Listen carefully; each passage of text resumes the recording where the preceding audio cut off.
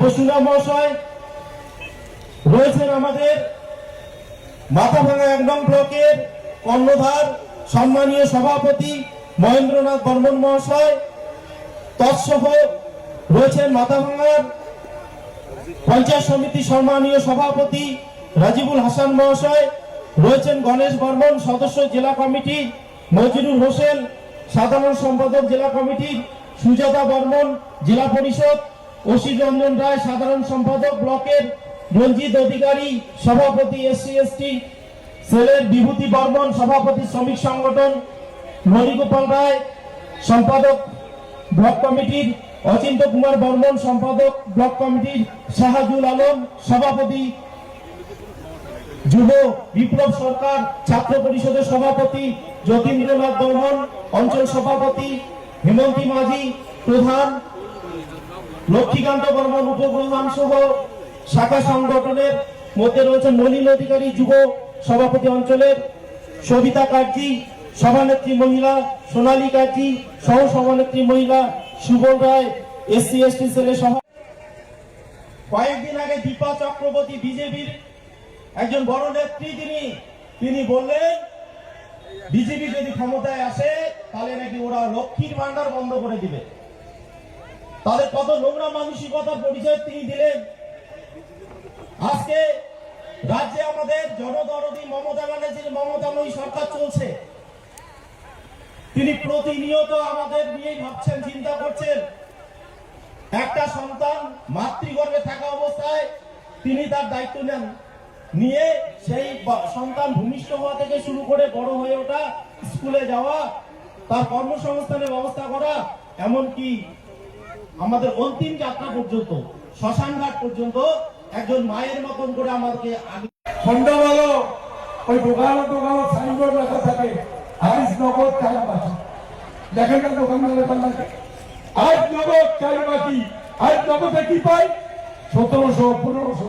কি ভাইয়েরা, কৃষক বন্ধুর টাকা 10,000, বিনা পয়সা চাল 5 কেজি করে, বার্ধক্য ভাতা, স্বাস্থ্য সাথীর কাজ, মেয়ের বিয়ে দিবেন 25,000, মেয়ের পড়াশোনা করাবেন 25,000। এটা নগদ, এটা কাল জমা। আজকে আজ নগদ কাল বাকি। বাকির কথা ফাঁকি, বাকির কথা ফাঁকি। তাহলে বিজেপি কোন কথা শুনবে না। বাকি মানে ফাঁকি, ফাঁকি, ফাঁকি। আমরা 2014 থেকে দেখেছি বিজেপি যা বলতো তার 100% নির্বাচনের সময় মিথ্যা কথা। অমিত শাহকে এক সাংবাদিক জিজ্ঞাসা করেছে, আমার ভিডিওটা আমার সাথে আছে, বের করে সময় লাগবে, আমি বলছি। বলছিল আপনারা 4 লাখ টাকা করে দিতে চাইছেন, তাহলে দিলেন না কেন? বলে এটা 4 লাখ টাকা যে দিতে চাইছে সেও জানে কোনোদিন দেওয়া সম্ভব না, আর ভারতবর্ষের কোনো লোকও পাবে না, এটা তারাও জানে। ফলে এটা একটা ভাষণ দেওয়ার একটা তরিকা, এটা একটা যুদ্ধ। আমার নিজে বলছি, অমিত শাহ নিজে যেটা স্বপ্ন দেখছেন হবে না, মানুষ তাও প্রতিবাদ জানাবে। এবারে আমাদের জগদীশদা বলল 230 থেকে 40টা আসন নিয়ে পশ্চিমবাংলায় চতুর্থবারের সরকার হবে, 4 তারিখে সেই ফলটাই ঘোষণা হবে। আর এটাও জেনে রাখুন, আমাদের মুখ্যমন্ত্রী মমতা বন্দ্যোপাধ্যায় 7 তারিখে পশ্চিমবাংলার চতুর্থবারের মুখ্যমন্ত্রী হিসাবে শপথ গ্রহণ করবেন।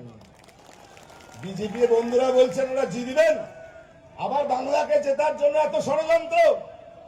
আমাদের গর্ব হয় আমাদের পশ্চিমবাংলার একজন মহিলা মুখ্যমন্ত্রীকে হারানোর জন্য কত রকম ভাবে ওরা শক্তি প্রয়োগ করছে।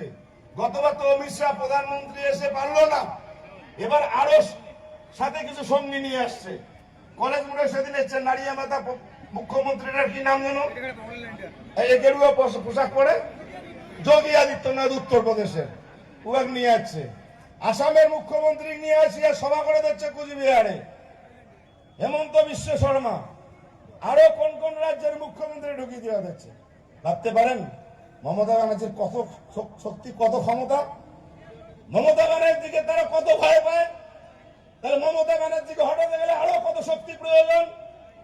এত মুখ্যমন্ত্রী রাজ্য থেকে আর একজন মুখ্যমন্ত্রীকে হারানোর জন্য আসছে, দেশের প্রধানমন্ত্রী আসছে। এটাই জেনে রাখুন, বিজেপি যতই আপনারা চেষ্টা করুন, সারা ভারতবর্ষ মন্ত্রী আছে, প্রধানমন্ত্রী সহ। আপনারা আসুন, পাড়ায় পাড়ায় মিটিং করুন। সুকান্ত মজুমদার কেন্দ্রীয় মন্ত্রী গোপালপুরের গ্রামে এসে মিটিং করুন, কোনো লাভ হবে না। এবারে উচিত শিক্ষা পাবে